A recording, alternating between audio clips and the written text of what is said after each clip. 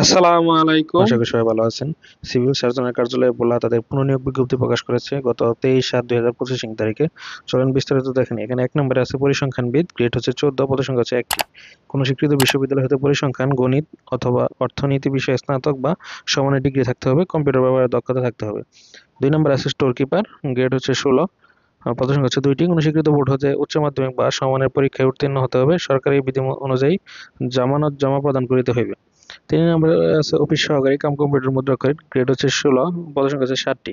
কোনো স্বীকৃত বোর্ড হতে উচ্চ মাধ্যমিক বা সমানের পরীক্ষায় উত্তীর্ণ হতে হবে ও কম্পিউটার ব্যবহার সংক্রান্ত ওয়ার্ড প্রসেসিং, ডাটা এন্ট্রি ও টাইপিং ইত্যাদি বিষয়ে সর্বনিম্ন গতি বাংলা প্রতি মিনিটে 20 শব্দ এবং ইংরেজি প্রতি মিনিটে 20 শব্দ থাকতে হবে। 4 নম্বর আছে স্বাস্থ্য সহকারী, গ্রেড হচ্ছে 16, পদসংখ্যা হচ্ছে 59টি। কোনো স্বীকৃত বোর্ড হতে উচ্চ মাধ্যমিক বা সমান পরীক্ষায় উত্তীর্ণ হতে হবে। 5 নম্বরে আছে গাড়ি চালক, গ্রেড হচ্ছে 15, পদসংখ্যা হচ্ছে 1টি। কোনো স্বীকৃত বোর্ড হতে জুনিয়র স্কুল সার্টিফিকেট বা সমমানের পরীক্ষায় উত্তীর্ণ হতে হবে। বাংলাদেশ সড়ক পরিবহন কর্তৃপক্ষ কর্তৃক স্বীকৃত বাড়ি যানবাহন চালানোর হালনাগাদ বা বৈধ ড্রাইভিং লাইসেন্স থাকতে হবে। তো এখানে সবচেয়ে বেশি পদ হচ্ছে 59টি।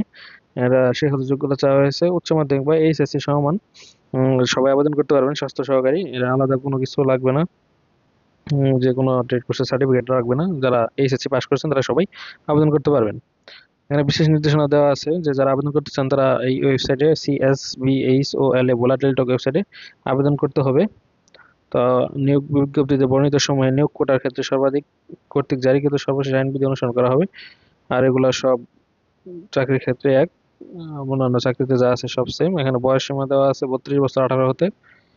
নাগরিকত্ব অবশ্যই ভোলা জেলার স্থায়ী বাসিন্দা হতে হবে। নিয়োগ বর্ণিত শর্ত অনুযায়ী স্থায়ী বাসিন্দার প্রমাণিক হিসাবে জাতীয় পরিচয়পত্র, এনআইডি, সংশ্লিষ্ট ইউনিয়ন পরিষদ আর কি যা যা ডকুমেন্ট লাগে এগুলো দিতে হবে। অবশ্যই ভোলা জেলার বাইরে কেউ আবেদন করতে পারবেন না।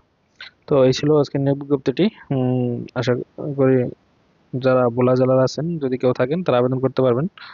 আর অন্যান্য জেলাগুলোর নিয়োগ বিজ্ঞপ্তি আমরা আমাদের ওয়েবসাইটে দিয়ে দিব, ইউটিউব চ্যানেলে দিয়ে দিব। তো আপনারা চ্যানেলটিকে সাবস্ক্রাইব করে বেল বাটনটি অন করে দিবেন যেন পরবর্তী নিয়োগ বিজ্ঞপ্তি প্রকাশ করার সাথে সাথে আপনারা সেটি পেয়ে যান।